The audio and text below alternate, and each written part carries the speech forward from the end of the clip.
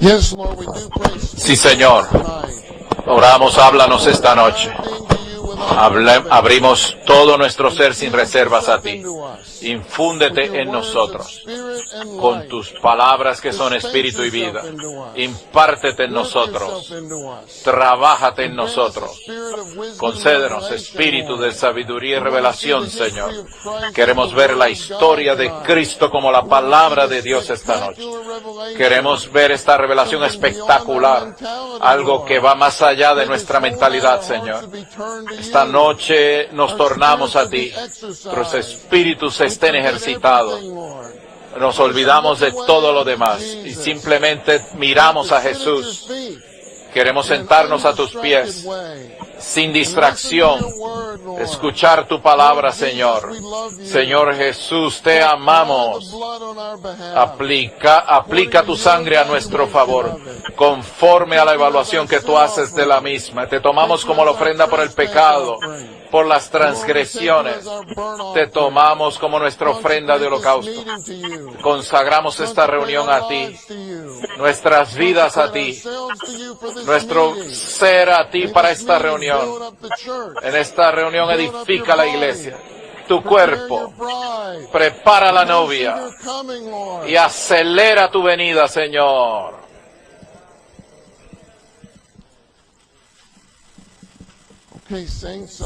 Santos, el tema general de este término es el árbol de la vida. Qué cosa maravillosa, tener comunión sobre el árbol de la vida, el árbol de la vida. Pueden ver que nos vamos a meter de lleno en el bosquejo inmediatamente. El título del bosquejo es el prólogo al Evangelio de vida, que es el de Juan. Es el prólogo al Evangelio de Juan, que es el Evangelio de vida. Y un prólogo es un prefacio. Es un prefacio, es una palabra de introducción. Es una declaración que explica o un ensayo que nos introduce, nos mete en un libro, una oración o un ensayo que nos mete de lleno en el contenido de un libro. Así que vamos a meternos en este ensayo que nos mete en el Evangelio de Juan como el libro de Zoé, no el libro del alma o de la vida bios, sino el libro de la vida eterna, divina e increada de Dios. ¿Cuál es el prólogo al Evangelio de vida? Nos dice la historia de Cristo como la palabra de Dios. Imagínese usted. Yo estoy asombrado que Juan es un pescador. Y al ver este bosquejo, vemos esta visión espectacular que él vio. La historia de Cristo como la palabra de Dios desde la eternidad pasada, a través del tiempo del puente del tiempo y hacia la eternidad futura. ¡Wow! ¡Qué revelación! Así que la Biblia, podemos decir que toda la Biblia es la autobiografía del Dios triuno. Recuerdo cuando nuestro hermano dijo eso por primera vez, yo me quedé asombrado que él pudiera dar una definición de la Biblia como esa, la autobiografía del Dios triuno, que es sobre el Dios triuno, escrito por el Dios triuno a su pueblo. Pero la Biblia es la autobiografía del Dios triuno. Y la Biblia, puede usted decir, es la historia de la palabra de Dios como un viajero. ¿Quién es el Dios triuno? El Dios triuno está en un viaje, en una jornada, en un viaje, un Dios triuno que viaja. La palabra de Dios que viaja desde la eternidad pasada hacia el templo con la divinidad en la humanidad, hacia el tiempo, y cruza el puente del tiempo hacia la eternidad futura. Así que Él es Dios triuno que viaja, y el destino del viaje del Dios triuno, de la palabra de Dios que viaja, es nuestro espíritu humano. ¡Aleluya! Maravilloso. No quiero adelantarme aquí. El Salmo 90, verso 2 dice, el verso 1 dice, Señor, tú nos has sido morada de generación en generación. Y el verso 2 dice, desde la eternidad hasta la eternidad, tú eres Dios. Desde la eternidad pasada hasta la futura, tú eres Dios. Así que la Biblia comienza con la palabra, al comienzo, quien es la palabra, y concluye con la Nueva Jerusalén. Finalmente, la palabra viene a ser la Nueva Jerusalén. Imagínense, la palabra se une, mezcla, incorpora con nosotros los hombres para venir a ser la Nueva Jerusalén. La Nueva Jerusalén. Ahora bien, en el puente del tiempo tenemos este versículo, Miqueas 5:2, que aparece más tarde en el bosquejo, pero se lo quiero leer. Pero tú, oh Belén Efrata, tan pequeña entre los millares de Judá, de ti me saldrá aquel que será gobernante en Israel, y sus salidas son desde tiempos antiguos, desde los días de la eternidad. Imagínense, este pequeño que iba a nacer en Belén, se profetizó en Miqueas 5:2 que habría de nacer en Belén y que sus salidas son desde los días de la eternidad, desde los tiempos antiguos. ¿Cuán antiguos son? Desde los días de la eternidad. Eso es lo más antiguo que usted puede obtener, desde los días de la eternidad. Así que en la eternidad, Cristo se preparó para venir en el tiempo. Y podemos decir que su aparición, su manifestación comienza en la eternidad. En la eternidad. Y sus salidas son un asunto continuo. Son un asunto continuo. Incluyen sus procesos. Hay creación, la encarnación, su vivir humano, su crucifixión, su resurrección, su ascensión, venir a ser el Espíritu que da vida y llevar a cabo la redención judicial, entrar a nuestro ser para producir la salvación orgánico, regenerando nuestro espíritu, renovándolos, santificándonos, transformándonos, conformándonos a su imagen. Finalmente, Él saldrá a nuestro cuerpo mortal y lo glorificará para que seamos exactamente a Él, en nuestro espíritu, alma y cuerpo. Sus salidas son desde días antiguos, desde los días de la eternidad. Así que la expansión del Evangelio del Reino es también su salida. Estamos predicando el Evangelio en Europa. Eso es Cristo en sus salidas, desde los días de la eternidad. Para ganar gente. Fueron escogidos antes de la fundación del mundo, para ser santos y sin mancha en amor, y para ganar un pueblo predestinado desde la fundación del mundo para la filiación. Así que sus salidas son desde los días de la eternidad, y eso involucra también la edificación de la iglesia. Tenemos la palabra de Dios, la historia de Cristo como la palabra de Dios. El hecho de que Cristo es la palabra de Dios significa que conocer a Dios, usted tiene que leer a Cristo como la palabra de Dios. Usted tiene que leerlo, usted tiene que contactarlo. La palabra escrita es la Biblia, y la palabra viviente, y la palabra implícita es del Espíritu. Cada vez que usted viene a la Biblia, a la palabra escrita, usted tiene que venir a Él como el que vive. Y cuando viene como la palabra viviente, Él aplica su palabra a usted. Y esa palabra viene a ser espíritu y vida a usted. Así que necesitamos conocer a Dios, es leer a Cristo, es contemplar a Cristo, porque Él es la palabra de Dios. Conocer a Dios es contemplar a Cristo, meditar en Cristo, observar a Cristo. Esta noche queremos solo hacer una cosa: mirar, observar a este Cristo. Nunca será desanimado si usted mira, observa a este Cristo. No mire otra cosa, ningún otro asunto, persona, ninguna otra situación esta noche. Simplemente mire a este Cristo. Alabado sea el Señor. Vamos al punto Romano 1. Dice, Juan 1 es la introducción a todo el Evangelio de Juan, el Evangelio de vida, y el énfasis principal de esta introducción es que Cristo es la palabra de Dios, la palabra de vida. Esto es la definición, explicación y expresión del Dios misterioso e invisible. Así que Dios es misterioso, es invisible, pero como la palabra es Dios definido, explicado y expresado. Él es la palabra de Dios. Primera de Juan 1, 1 y 2. Esta palabra es la palabra de vida. Juan 1, 1 dice, en el principio era la palabra estaba con Dios, la palabra era Dios.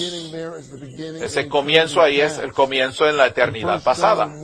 En Primera de Juan 1, 1 y 2, lo que era en el principio, es decir, el comienzo de la creación. Lo que era en el comienzo de la creación, lo que hemos oído, lo que hemos visto con nuestros ojos. Amo al apóstol Juan. Le hemos escuchado. No estamos hablando de doctrina. En realidad, hemos oído la palabra de vida. Le hemos visto con nuestros ojos. Lo hemos contemplado y palpado en nuestras manos, tocante a la palabra de vida. Y la vida fue manifestada, y hemos visto y testificamos. Y os anunciamos la vida eterna, la cual estaba con el Padre y se nos manifestó. Luego el verso 3, no lo tenemos ahí, pero el verso 3 dice, lo que hemos visto, escuchado, eso anunciamos. Tenemos que ver a Cristo y tenemos que oír a Cristo. Tenemos en verdad que verle y verle. Al verle su vida cambia, al escucharle su vida cambia. Cuando usted termina de ver, no necesitamos ver más de Él, no necesitamos escuchar más de Él, ¿cierto? Le vemos, le escuchamos, luego anunciamos a otros lo que hemos visto, para que puedan tener ustedes comunión con nosotros, y nuestra comunión es con el Padre y con su Hijo Jesucristo. Le vemos, le oímos y anunciamos lo que hemos visto y oído para que ustedes puedan tener comunión con nosotros, comunión horizontal, y nuestra comunión es vertical, con el Padre y con su Hijo Jesucristo. Es horizontal y es vertical. Comunión horizontal y vertical. Es una comunión entretejida, donde Dios es tejido en nuestro ser de manera horizontal y vertical en el fluir de esta vida, que es la comunión. La palabra de Dios estaba en el principio, en el origen eterno. Este es el comienzo de todas las cosas en la eternidad pasada. El comienzo de todas las cosas en la eternidad pasada fue con la palabra de Dios. Diría, todas las cosas en nuestro universo personal comienzan con la palabra de Dios. Así como todas las cosas en el universo comienzan con la palabra de Dios, tenemos un universo personal. Todas las cosas en nuestro universo personal comienzan con la palabra de Dios. Así que la palabra de Dios es la fuente de nuestra vitalización. Nuestra vitalización. La palabra de Dios es la fuente, el factor de renovación, el comienzo fresco de toda cosa positiva en nuestra vida cristiana. ¿No es eso cierto? Contactar la palabra viviente y la palabra escrita hace que venga a ser la palabra aplicada a nosotros y usted es desvitalizado. Las palabras son espíritu y son vida para nosotros. Usted entonces es renovado y tiene un comienzo fresco en todos los aspectos positivos de su vida cristiana. Dice, Cristo, quien es la palabra de Dios, es el gran yo soy, quien existe por sí mismo y para siempre. Él es aquel que es eterno, sin principio ni fin. No tiene comienzo, no tiene fin. Él es el yo soy. Recuerda que Moisés dijo a Dios, Dios, cuando vaya a Faraón y vaya a los hijos de Israel, ¿a quién diré que me envió? Y Dios le dijo a Moisés, yo soy el que soy. Así dirás a los hijos de Israel, yo soy, me envió a vosotros. No sé lo que los hijos de Israel pensaron cuando él dijo eso. Les quiero decir a ustedes, Moisés, a 2 millones de personas, yo soy, me ha enviado a ustedes. Yo soy, me ha enviado a vosotros. Algunos dijeron, wow, esto es asombroso. Pero es asombroso, ¿verdad? Yo soy santos. Nosotros hemos sido enviados por el gran yo soy. Cuando vamos al recinto universitario, servimos con los niños, lo que hagamos en la vida de la iglesia, en nuestro servicio, tenemos que comprender que hemos sido enviados por el yo soy.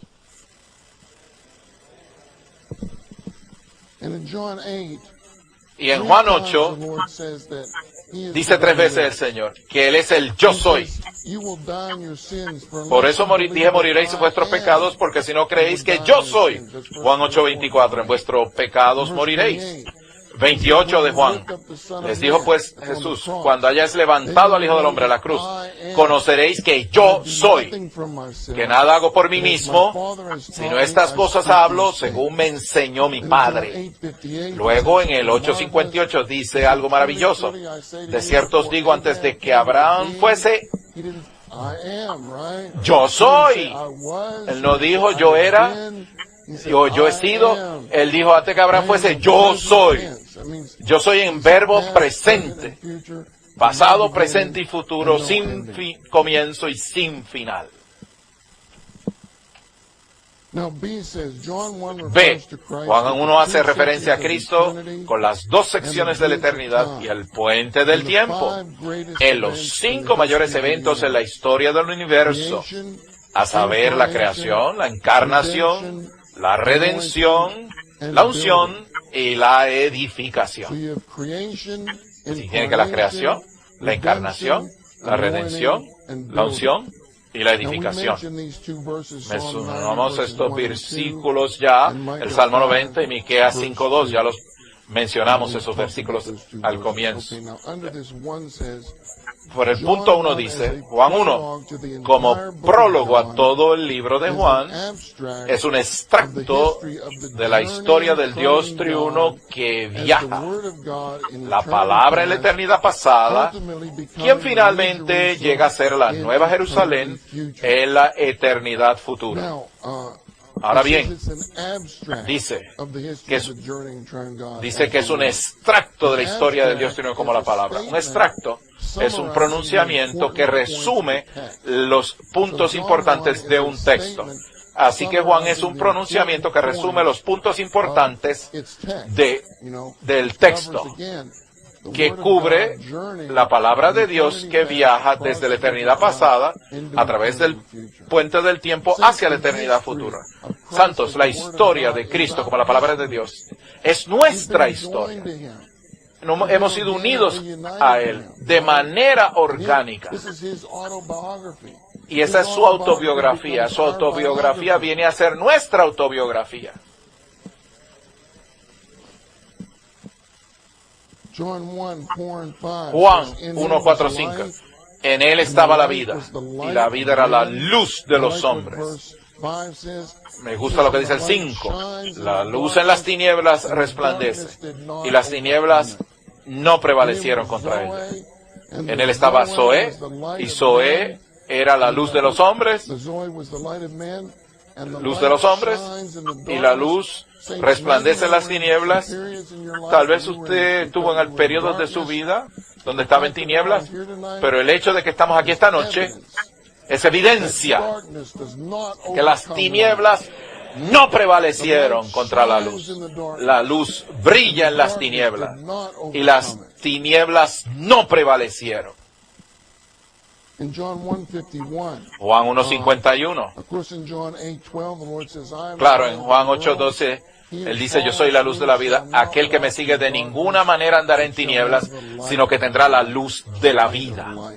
La luz de la vida. En Juan 1:51, antes de eso, Natanael, el Señor le dijo algo a Natanael antes de eso. Natanael, te vi bajo el higo. Y Natanael le dijo, ¿cómo tú me conoces? Yo te vi cuando estaba debajo del árbol de higo. No sé lo que el hombre estaba haciendo debajo del árbol de trigo. Tal vez él tenía una transacción con Dios debajo del árbol de higo, pero el Señor dijo, antes, yo te llamé de debajo del árbol de higo, te vi debajo del árbol de higo. Y Natanael dijo, tú eres el Hijo de Dios, el Rey de Israel. Eso fue una gran revelación. Tú eres el Hijo de Dios y Cristo es el Rey de Israel. Pero el Señor le dijo, de cierto te digo, verás el cielo abierto, cosas más grandes verás. Vas a ver algo más grande que tu salvación inicial. Verás cosas más grandes que esta. Verás el cielo abierto y a los ángeles de Dios subir y descender sobre el Hijo del Hombre. Él se refería a Natanael, lo llevó a Génesis 28, que habla cuando Jacob tuvo el sueño, y en el sueño él vio una escalera establecida en la tierra que alcanzaba los cielos, y los ángeles de Dios ascendían y descendían en esa escalera. Primero que nada, él estaba huyendo de su hermano Esaú y tenía que irse a dormir, y no había cama allí, estaba en el desierto, imagínese. Así que sacó una roca, una piedra, y la hizo su almohada. Así que usted no se queje en el entrenamiento de su almohada, porque lo que Jacob tenía como almohada era una piedra. Puso esta piedra como su almohada.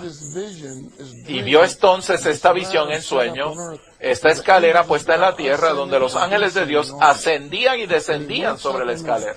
Y se levantó de su sueño Jacob, y dijo, esto no es nada más ni menos que la casa de Dios, puerta del cielo.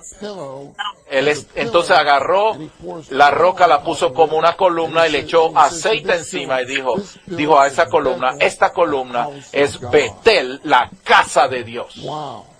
¡Wow! Y la casa de Dios finalmente es la Nueva Jerusalén. Es la casa consumada de Dios, la morada mutua final de Dios con el hombre. Claro, la casa de Dios es la iglesia en esta edad.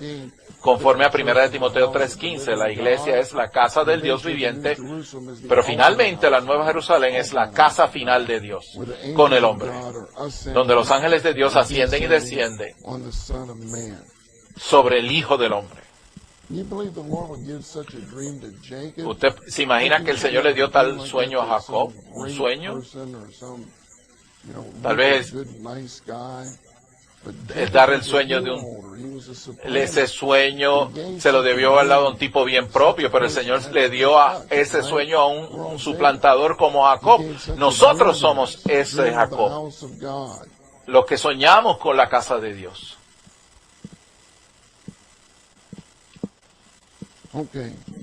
Muy bien. Quiero decir esto. El Cristo sobre el cual descansamos como almohada. Esta noche, cuando se acueste sobre su almohada, diga, Cristo es mi verdadera almohada. Y en esa almohada, Cristo es nuestro descanso. Nuestro descanso. Quien se trabaja en nuestro ser para venir a ser nuestro reposo. Y ese reposo viene a ser el elemento que sustenta, el factor de sustento de la casa de Dios, que sustenta la casa de Dios. Así que la almohada se convierte en una columna de base y fundamento de la realidad según Timoteo. Eso es maravilloso. El 2 dice, Juan 1 nos muestra de forma cristalizada la palabra eterna en su obra de creación y en su travesía por el puente de tiempo a fin de llegar a ser carne para efectuar su redención jurídica. Así que a través de su redención hemos sido perdonados, justificados por Dios, hemos sido reconciliados con Dios y hemos sido santificados en la posición delante de Dios. Y también Él ha venido a ser el Espíritu vivificante que une y transforma para llevar a cabo su salvación orgánica. Eso es Romanos 5:10, donde fuimos reconciliados con Dios por medio de la muerte de su Hijo. Mucho más. Alabado sea el Señor por el mucho más en Romanos 5:10. Mucho más. entonces seremos salvos en su vida, dado que hemos sido reconciliados. Así que esta salvación, que es mucho más, es la salvación orgánica. Así que hemos sido regenerados para tener la vida divina, hemos sido santificados para tener la naturaleza divina, somos renovados para tener el elemento divino, somos transformados para tener el ser divino, y estamos siendo conformados para tener la imagen divina, y somos glorificados para tener la gloria divina. Así que somos divinizados plenamente por medio de esta salvación orgánica, con su vida, naturaleza, elementos, ser, imagen y gloria. Y eso nos hace seres de la Nueva Jerusalén, seres de la Nueva Jerusalén. Así que finalmente, para mezclarse e incorporarse plenamente con su novia, que ha sido regenerada, transformada y glorificada, para ser la Nueva Jerusalén, la máxima Betel, la morada mutua de Dios y el hombre. Finaliza el punto 2. La letra C. En estos 5 eventos universales e históricos, Cristo, la palabra de Dios, como 1, el creador en la creación; 2, el hombre que fijó tabernáculo entre nosotros en la encarnación; 3, el Cordero en la redención; 4, el Espíritu que unge en la transformación; y 5, la escalera que une la tierra a los cielos para el edificio de Dios, define, explica y expresa al Dios invisible. Todas estas cosas 5 cubren el alcance total de la línea central de la economía en su totalidad de Dios. Efesios 6:17 dice que tenemos que recibir el yelmo de la salvación, la espada del Espíritu, el cual es la palabra de Dios por medio de toda oración. Necesitamos recibir la palabra aún en la reunión, por medio de toda oración. Así es que debemos recibir la palabra todo el tiempo, por medio de todo tipo de oración, por varias maneras o medios de oración, no solo uno, pero muchos tipos de oración. Así es que debemos recibir la palabra. Y Juan en 6:63 dice, el Espíritu es el que da vida, la carne para nada aprovecha. Palabras que yo os he hablado son Espíritu y son vida. Queremos las palabras para que sean Espíritu y vida, la palabra viva aplicada a nosotros, que son Espíritu y Zoe para nosotros. Venimos ahora, punto Romano 2. Cristo, quien es la palabra de Dios, habla por Dios por medio de su creación. Aquí vemos la palabra hablándonos por medio de su creación. Juan 1:3, todas las cosas por medio de él llegaron a existir, y sin él nada de cuanto existe ha llegado a la existencia. Salmo 19:1 al 3 dice, los cielos proclaman la gloria de Dios. Te mira los cielos. Ellos proclaman la gloria de Dios. Y la expansión anuncia la obra de sus manos. Un día emite palabra a otro día, a través de la creación. Y una noche a otra noche comunica el conocimiento. No hay lenguaje, ni hay palabras, no se oye su voz. Así que el universo es la manifestación de la gloria de Dios, de la gloria de Dios. Si usted ve varias características del universo, estas son las características de Dios. Romanos 1:20 dice, las cosas invisibles de Él, su eterno poder y características divinas, se han visto con toda claridad desde la creación del mundo, siendo percibidas por medio de las cosas hechas, de modo que no tienen excusa. No hay excusa para el hombre, porque las cosas invisibles de Él, su eterno poder y características divinas, se han visto con claridad desde la creación del mundo. ¿Qué son estas cosas invisibles?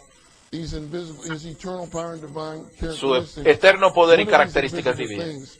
¿Qué son? Algunas de estas son la grandeza del universo, la grandeza del universo. El hecho de que el universo es so grande indica que Dios es grande. El universo es tan grande que aún hoy día nadie puede decir cuán grande es el universo. Nadie puede decir cuán grande es el universo. Escuche. Un hombre viendo el mar desde un barco es como un pequeño pescadito en el océano. La grandeza del universo manifiesta la gloria de Dios. También tiene lo asombroso del universo. El movimiento de las estrellas, la distinción entre las temporadas, manifiestan cuán maravilloso es Dios. También tiene el brillo, la luz en el universo. Del sun, las estrellas, la luna, declaran que Dios es un Dios de luz. Así que el universo le habla al hombre que Dios es un Dios de luz. ¿Qué tal la belleza del universo? Oh, usted no puede decir que Anaheim es tan lindo.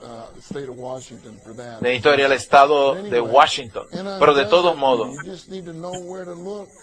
usted para encontrar esa belleza tiene que saber dónde ir a ver, dónde ir a mirar.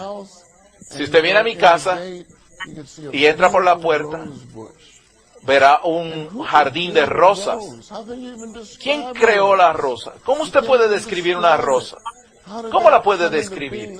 ¿Cómo vino a existir? Dios creó. Esa es la belleza del universo. La belleza del universo incluye el pasto, los árboles, las montañas, las flores, los ríos, los paisajes hermosos.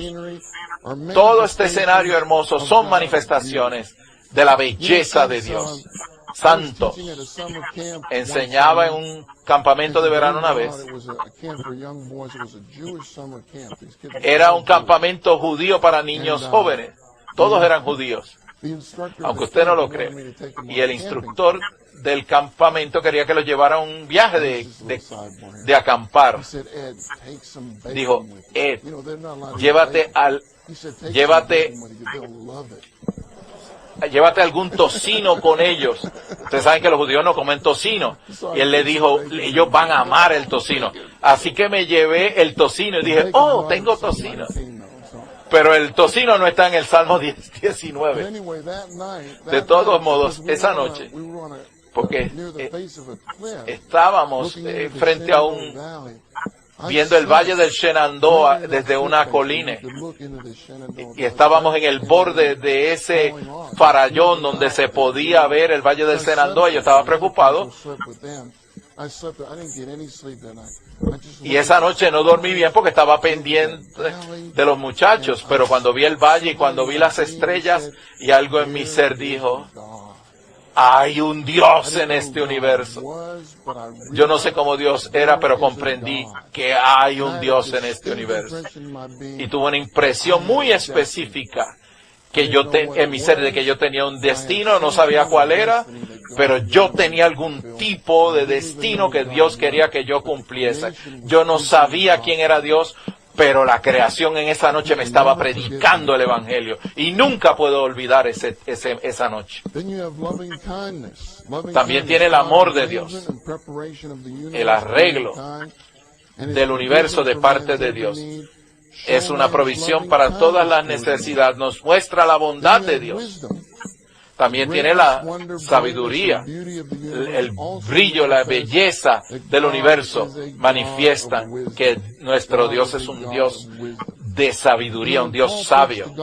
Cuando Pablo predicó, vamos a la letra C ahora, aquello de lo que se habla en Hechos 14, 15 al 17, y 17, capítulo 17 del 24 al 29, cumple el mismo propósito de revelar que la creación de Cristo habla por Dios.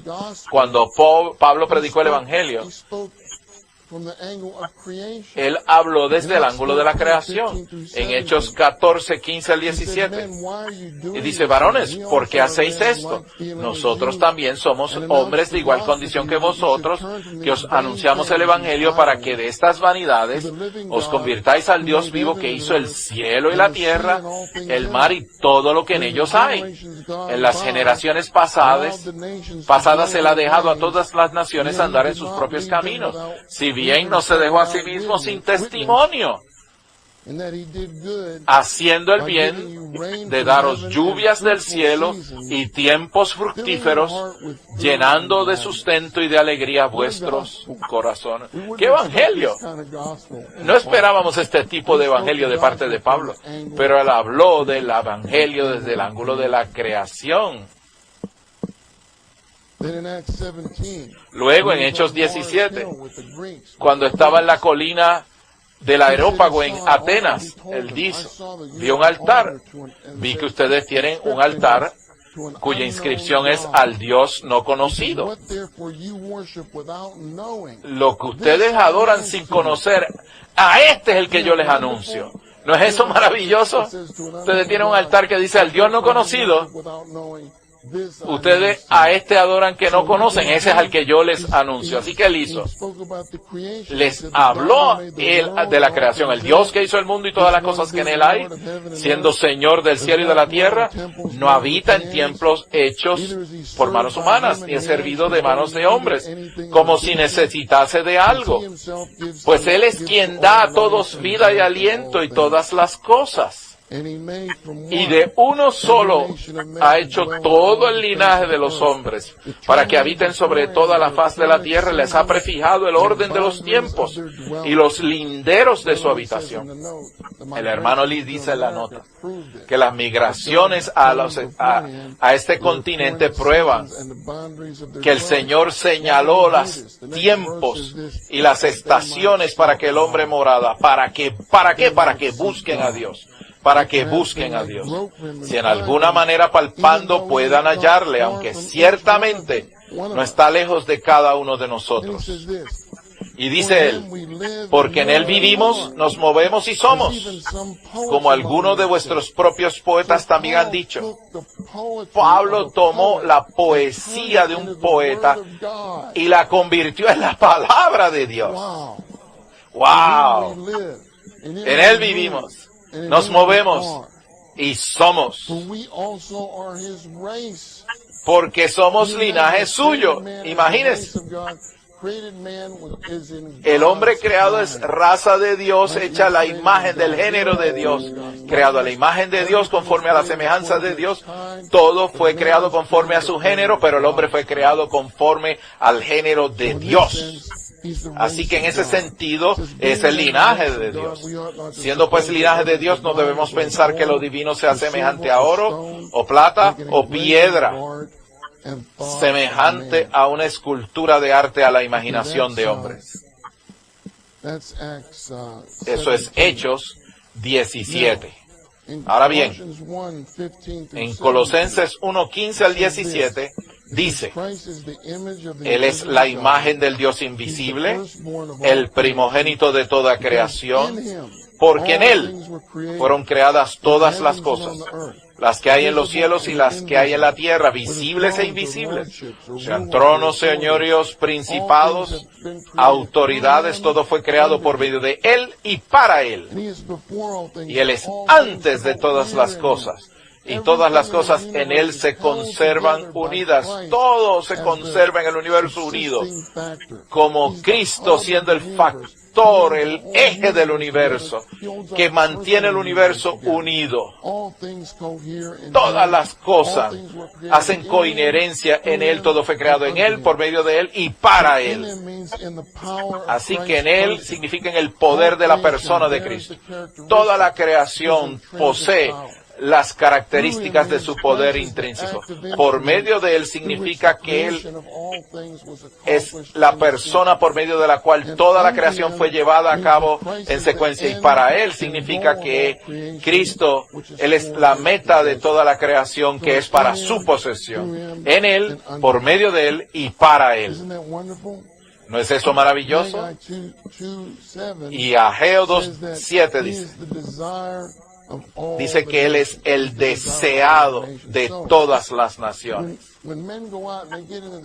Cuando el hombre se mete en la creación y sale y ve las montañas, los ríos, las corrientes, y ve los océanos, lo que sea, internamente hay un deseo de Cristo, porque Cristo es la realidad de todas esas cosas. Él es el deseado de todas las naciones. Punto 3, Romanos dice, Cristo, quien es la palabra de Dios, habla por Dios por medio de su encarnación como tabernáculo de Dios. La palabra se hizo carne, fijó tabernáculo entre nosotros, lleno de gracia y realidad. La palabra, el pensamiento profundo del Evangelio de Juan es que podemos hacer contacto con Él y entrar en Él para disfrutar las riquezas contenidas de Dios. Él es el tabernáculo, así que podemos entrar dentro de Él para disfrutar las riquezas de Dios dentro de Él. El Salmo 84, en su totalidad, es la revelación secreta del disfrute del Cristo encarnado como el tabernáculo con todos sus muebles. Y el Salmo 84, en el verso 3, menciona los dos altares. El altar de oro, el de bronce, significa la cruz. Y nosotros somos como golondrinas que edifican en la cruz como gorrión. Y allí está nuestro nido y nuestro refugio. Aleluya, que tenemos refugio y nido, y es la cruz de Cristo. Y en el altar de incienso, que es el Cristo resucitado en ascensión, esa es nuestra casa, nuestro lugar de reposo. Así que el Cristo que ora es nuestra casa. Él es nuestro lugar de descanso y reposo. La A dice, la palabra al encarnarse no solo introdujo a Dios en la humanidad, sino que también llegó a ser un tabernáculo para Dios, la morada de Dios entre los hombres, en la tierra llena de gracia y de realidad. 1. La ley hace exigencias al hombre conforme a lo que Dios es. La gracia le suministra al hombre lo que Dios es, a fin de satisfacer las exigencias divinas. Maravilloso. La gracia nos suple lo que Dios es para satisfacer lo que Dios requiere. En 2 Corintios 12, del 7 al 9, Pablo tenía un aguijón en la carne. Le pidió al Señor 3 veces que lo quitara, y el Señor le dijo, bástate mi gracia. Él me dijo, bástate mi gracia, pues mi poder se perfecciona en tu debilidad. Así que Pablo dijo, con alegría me jactaré en mis debilidades, para que el poder de Dios haga tabernáculo sobre mí.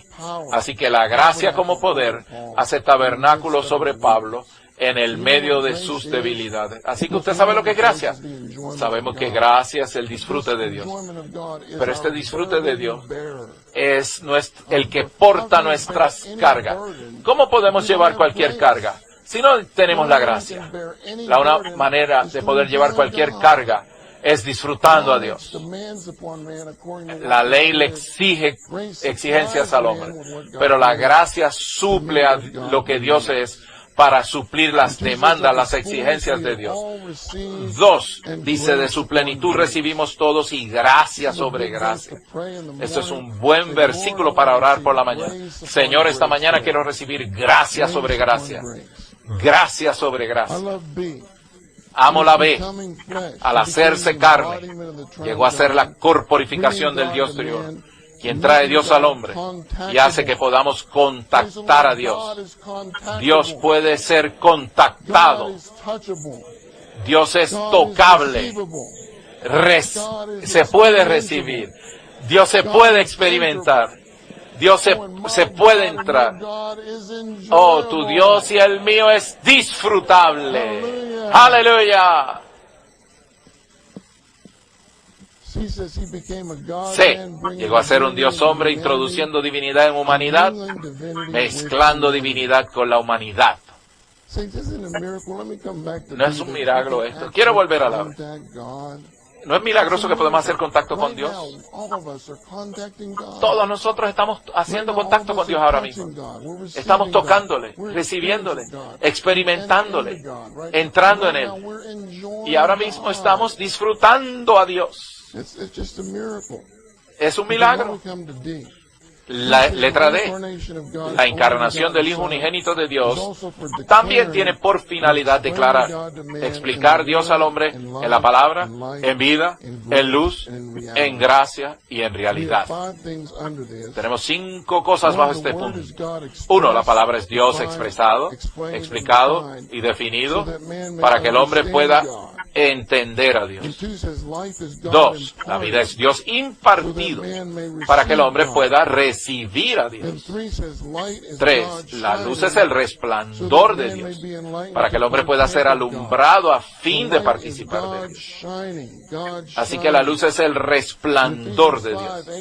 Efesios 5, 8 al 9 dice: ustedes una vez eran tinieblas, las tinieblas mismas, pero ahora sois luz en el Señor.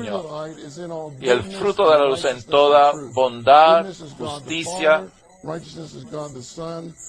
Justicia es Dios el Hijo y verdad es Dios el Hijo. Así que el fruto de la luz es el Dios triuno mismo, alumbrando a partir de nuestro ser.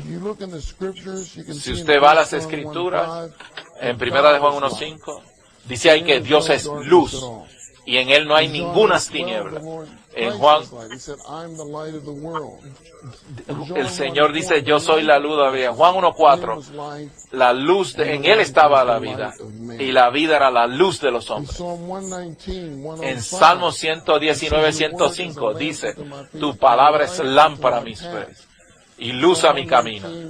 Salmo 130, el abrir de tus palabras da luz y entendimiento. ¿A quién? Al sencillo, al simple. Tenemos que ser sencillos, singulares, simples. Así que al abrir su palabra es luz para nosotros. Alumbra nuestro ser interno, dándole entendimiento a los sencillos. Mateo 5:14 dice que somos nosotros la luz del mundo, la luz del mundo. Si usted va a los versículos 15 y 16, por causa de que sois la luz del mundo, dejad que vuestra luz alumbre a todos los hombres, para que vean vuestras buenas obras y glorifiquen a vuestro Padre que está en los cielos. Debemos entonces dejar que nuestra luz alumbre, para que vean nuestras buenas obras. Es decir, Dios vivido a través de nosotros. Luego en Apocalipsis 1:20 tenemos las iglesias como candeleros, brillando, alumbrando al Dios triuno, como la luz del mundo. Así que esta es la fuente de la luz. 4 dice: la gracia es Dios disfrutado por el hombre para que el hombre pueda compartir sus riquezas. Y el 5, la realidad es Dios hecho real para el hombre para que el hombre pueda aprender y conocer a Dios. En Juan 16:13 dice que el Espíritu es el Espíritu de realidad. Y Él nos lleva, nos mete a toda realidad. Algunas veces hay que orar al Señor como el Espíritu de realidad. Guíame a toda realidad. Guíame a toda realidad. De donde tú estás. Juan 8:32 dice: conoceréis la realidad y la verdad os hará libres. Debes conocer la realidad y la realidad les libertará. Y el verso 36 dice: si por lo tanto el Hijo os libertare, seréis verdaderamente libres. Así que el Hijo es la realidad, el Hijo es la verdad. Punto 4, Romano, leámoslo juntos. Cristo, quien es la palabra de Dios, habla por Dios al llegar a ser el Cordero de Dios para efectuar la redención. Así que Él viene a ser el Cordero para la redención. Cristo es la palabra de Dios, habla por Dios, al llegar a ser el Cordero de Dios para efectuar la redención. Cristo al llegar a ser el Cordero para redimir al mundo perdido, nos declara como Dios efectuó su redención jurídicamente por medio de su muerte como procedimiento conforme a su justicia. Si usted va a Ezequiel 18, del 14 al 20, del 4 al 20, el alma que pecare, esta morirá. Ese es el veredicto de la ley. Toda alma que pecare. Pero Cristo murió en vez de nosotros como nuestro sustituto. Él murió en vez de nosotros, conforme a 1 de Pedro 3:18, que Él murió como el justo por los injustos. En 1 de Juan 2:24 dice, Él llevó nuestros pecados en el cruz, en el madero, para que vivamos a la justicia. Por medio de su herida hemos sido sanados. En Isaías 53:6 dice, Dios puso sobre él la iniquidad de todos nosotros en la cruz. Así que el veredicto ha sido pagado. Dios tiene que perdonarnos, ¿cierto? La paga del pecado es muerte, pero la paga ha sido pagada por Cristo en la cruz, pues Él murió por nosotros en la cruz del Calvario. ¿No es esto maravilloso? Así que Dios tiene que perdonarnos. No solo Cristo murió una muerte sustitutiva por nosotros en la cruz, nosotros también morimos con Él por medio de la identificación con Él. Así que tiene su muerte sustitutiva y tiene su muerte con la cual nosotros nos identificamos. Y Pablo dice que yo fui o estoy crucificado con Cristo. Cuando creemos dentro de Cristo, somos injertados en Cristo, unidos a Cristo, su historia viene a ser nuestra historia y ahora hemos sido crucificados. Así que la paga del pecado ha sido pagada con Cristo por nuestro sustituto y nosotros hemos también pagado porque morimos junto con Él. ¡Aleluya! Hemos sido crucificados con Cristo en nuestra identificación, en unidad con Cristo.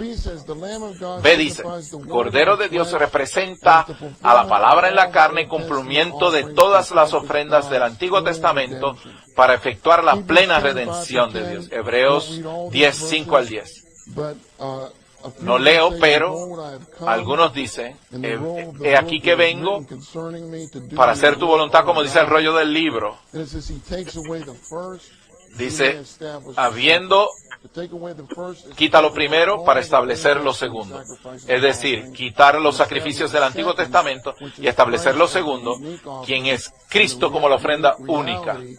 Y la única realidad de todas esas ofrendas del Antiguo Testamento. Lo que nos lleva al punto 1. Cristo es la realidad de la ofrenda por el pecado, la ofrenda por las transgresiones, el holocausto, para nuestra naturaleza pecaminosa, por nuestros pecados en la conducta, la ofrenda de holocausto, Él es el absoluto para Dios, la ofrenda de harina, que es nuestra humanidad, le tomamos como nuestra humanidad. Él es harina fina, mezclada con aceite, ¿cierto?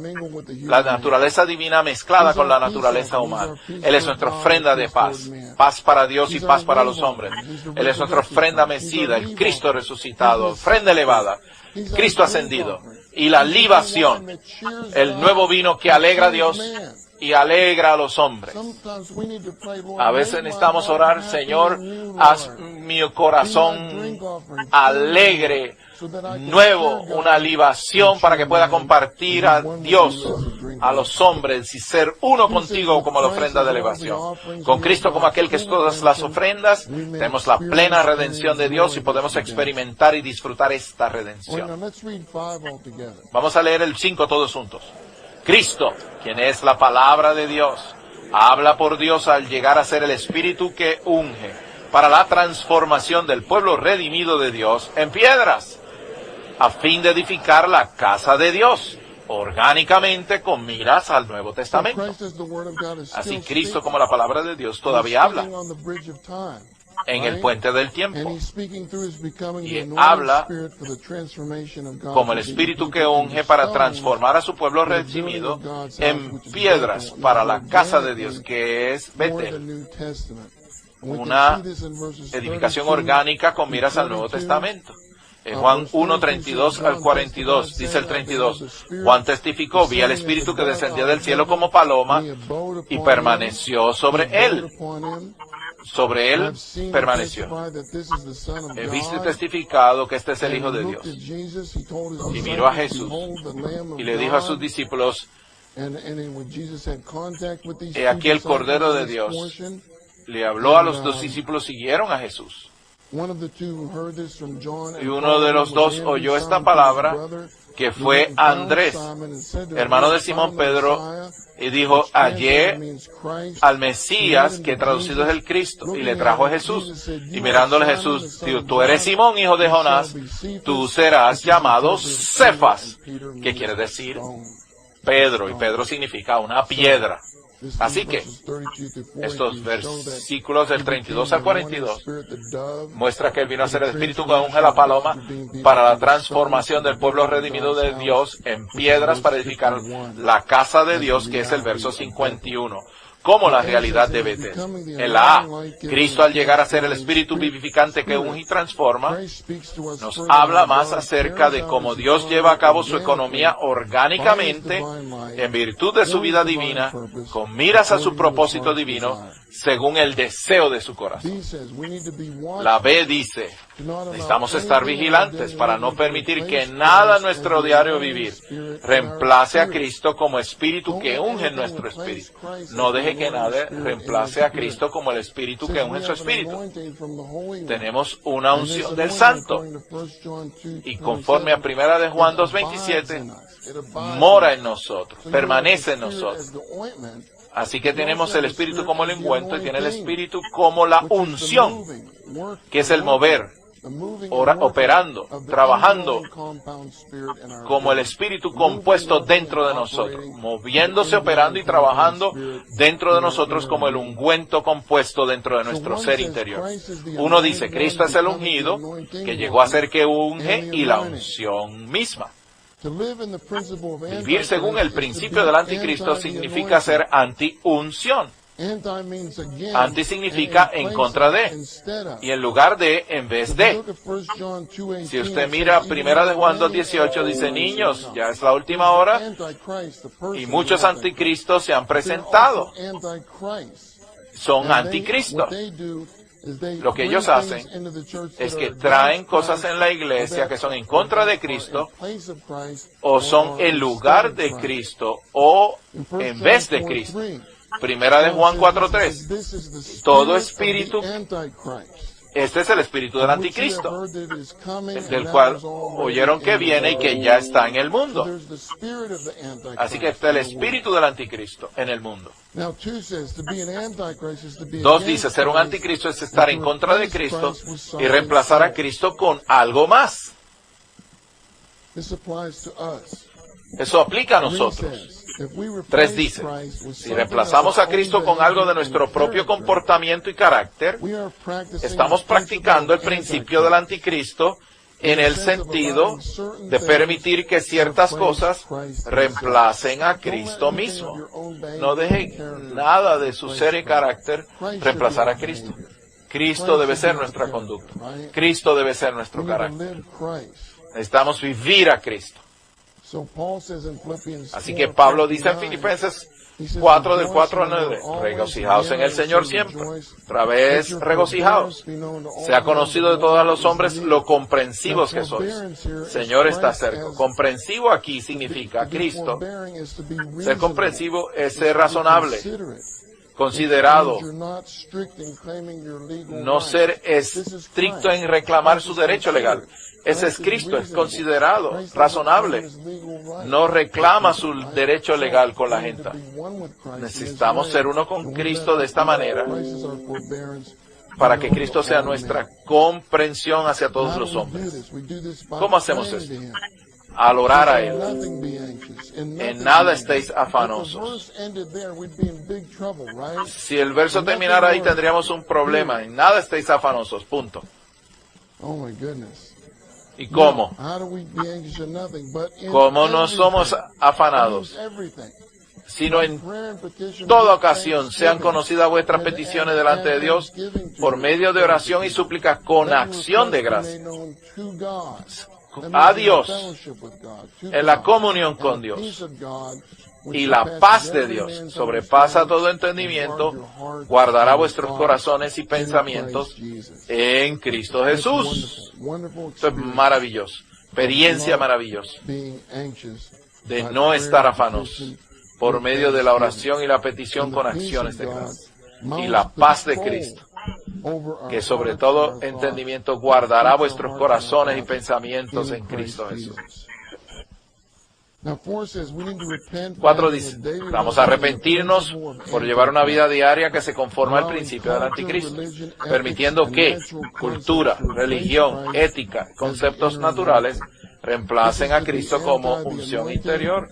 Esto equivale a ser antiunción, estar en contra del mover, obrar y saturar que el Dios triuno lleva a cabo en nosotros. 5.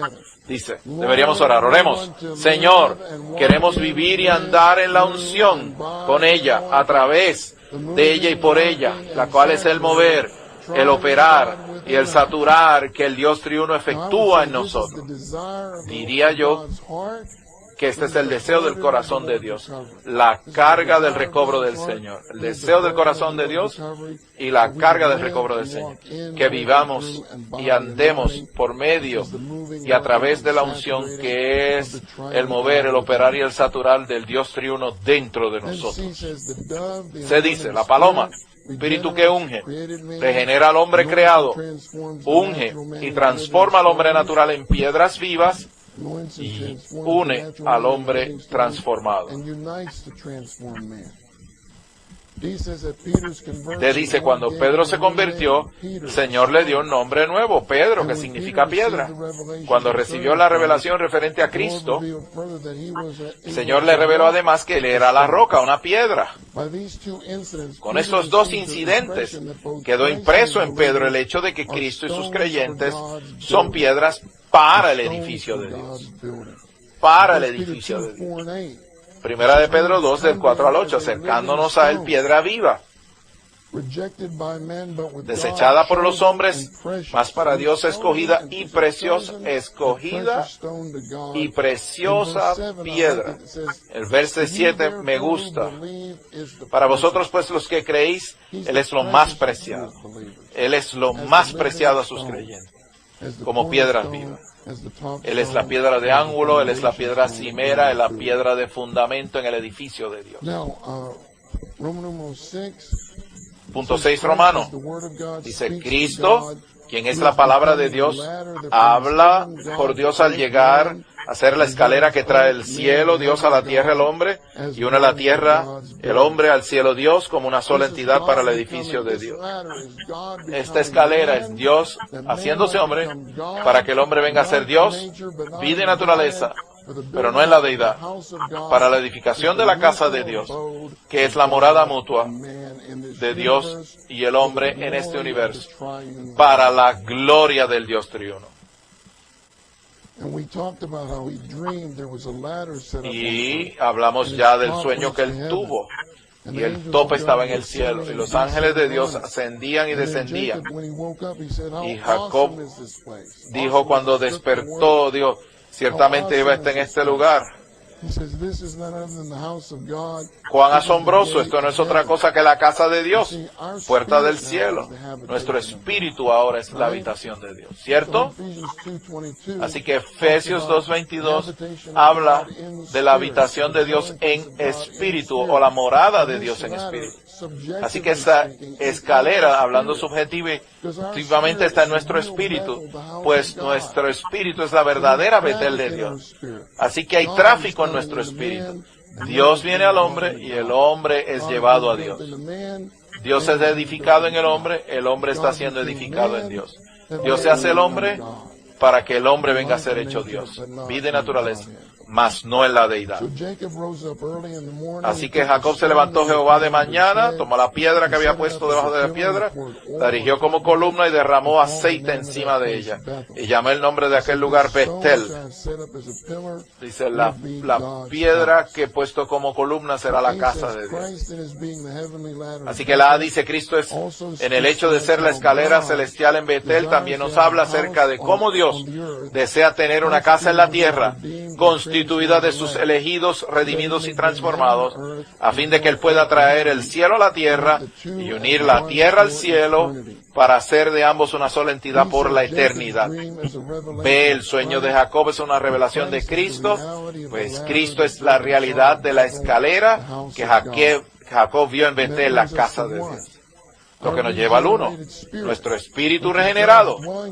¿Cuál es la morada de Dios hoy? La base en la tierra, sobre la cual Cristo, la escalera celestial, ha sido establecido. Y el 2 dice en Betel, la casa de Dios, la morada de Dios, que es la puerta del cielo. Cristo es la escalera que une la tierra al cielo y que trae el cielo a la tierra. Por tanto, siempre que nos volvemos a nuestro espíritu, experimentamos a Cristo como escalera que trae a Dios a nosotros y nos trae a nosotros a Dios. Aleluya. 3. Cristo como escalera celestial tiene como fruto el edificio de Dios Betel, la iglesia, el cuerpo de Cristo, y la consumación de esta escalera es la nueva Jerusalén. Los que puedan, ¿qué tal pongámonos de pie y leamos la C todos juntos? El regreso del Señor requiere que haya un edificio sólido, construido con los que lo buscan. Este edificio será un escalón, cabeza de playa que le permitirá al Señor tomar posesión de la tierra, y será la morada mutua de Dios y el hombre. Será la mezcla de la divinidad con la humanidad y de la humanidad con la divinidad para siempre. Este edificio no solo será el máximo cumplimiento del sueño de Jacob, sino también del plan eterno de Dios. Este será el fin del puente del tiempo y dará entrada a la bendita eternidad futura. Debemos vivir para ese edificio y llegar a ser ese edificio.